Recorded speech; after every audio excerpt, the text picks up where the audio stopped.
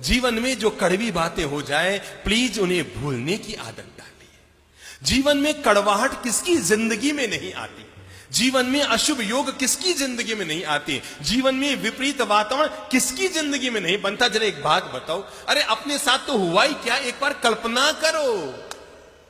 सीता कौन थी बोलो तो? लक्ष्मी का अवतार। सीता कौन थी? रघुकुल की महारानी। सीता कौन थी? जनक नंदिनी। सीता कौन थी? भगवान की पत्नी। अब जरा कल्पना करो तो, पैदा होने के लिए रामायण कहती है उन्हें मां की कोख न मिली, जमीन को फाड़ कर आना पड़ा।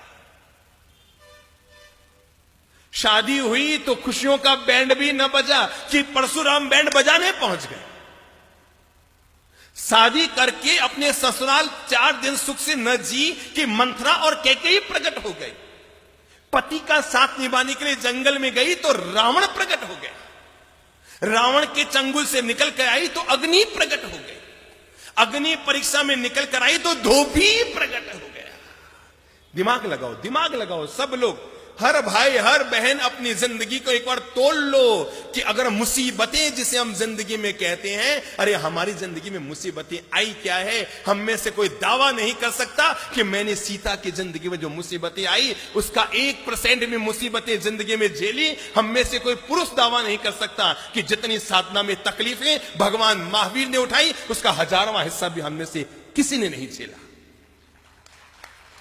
किसी ने नहीं झेला। पर जरा देखो तो सही, मां की कोख नहीं, परशुराम आ गया, कैकेयी प्रकट हो गई, रावण प्रकट हो गया, अग्नि प्रकट हो गई, धोबी प्रकट हो गया। सीता को फिर वनवास जाना पड़ा।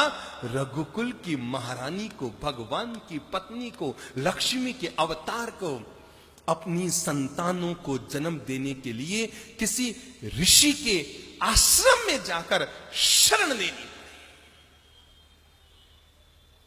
हमारी हालत उससे बोलो अच्छी?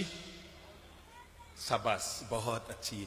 हम में से हर महिला के साथ ऐसा नहीं हुआ जैसा सीता के साथ हुआ। पर मैं आपको यह बताना चाहता हूं, इतना कुछ होने के बाद भी सीता के मन में शांति थी, चेहरे पर मुस्कान थी और अंतर मन में औरों के प्रति पवित्र भावना थी। मैंने इसलिए कहा, जीवन में बुरा वक्त तो कभी भी किसी के साथ जीवन में आ सकता है, लेकिन बुरा वक्त आने के बाद भी जब वो वक्त बीत गया, हो गया सो हो गया, जो बीत गई सो बात गई, तकदीर का शिकवा कौन करे, जो तीर कमा से निकल गया उस तीर का पीछा कौन करे। उसने आपकी जमीन दबा ली, नो प्रॉब्लम, जो मेरा है वो जाएगा नहीं और जो चला गया वो मेरा था ही नहीं। किस बात को लेकर मन में विषाद कर रहे हो और किस बात को लेकर मन में पीड़ा कर रहे हो। आपने 5 लाख किसी को दिए थे ये सोचकर कि बुढ़ापे में 5000 रुपया महीना आता रहेगा तो पति पत्नी दोनों सुख से रोटी खाते रहेंगे। मेरे भाई, नियत को बिगड़ते कोई वक्त नहीं लगता। बड़े बड़ों की नियत बिगड़ जाती है और सामने वाले ने आपके 5 लाख दबा लिए। चिंता मत करो, ऊपर वाले की व्यवस्था बड़ी गजब की होती है। वो 99 द्वार बंद करता है, तब भी जिंदगी में एक द्वार जरूर जरूर जरूर खुला रखता है। 99 बंद द्वारों को देखना, इसका नाम है विषाद, और खुले एक द्वार की तलाश करना, इसका नाम है जीवन का प्रसाद। भूल जाओ, किसी ने आपके साथ गलत व्यवहार किया, कब तक उसकी गांठ मन में बांधे रखेंगे। किसी ने आपके 2 लाख डुबो दिए, अरे रुपये गए सो गए, कोई दिक्कत नहीं, आपकी नींद और चली गई, आपकी शांति और चली गई, आपकी मुस्कान और चली गई, आपके सुख की रोटी हाथ से चली गई। रुपये गए सो गए, जाए भाड़ में। अरे सबके रुपये जाने ही हैं। आदमी जन्म लेता है ना तो लंगोट मां पहनाती, उसमें जेब नहीं होता, होता है क्या?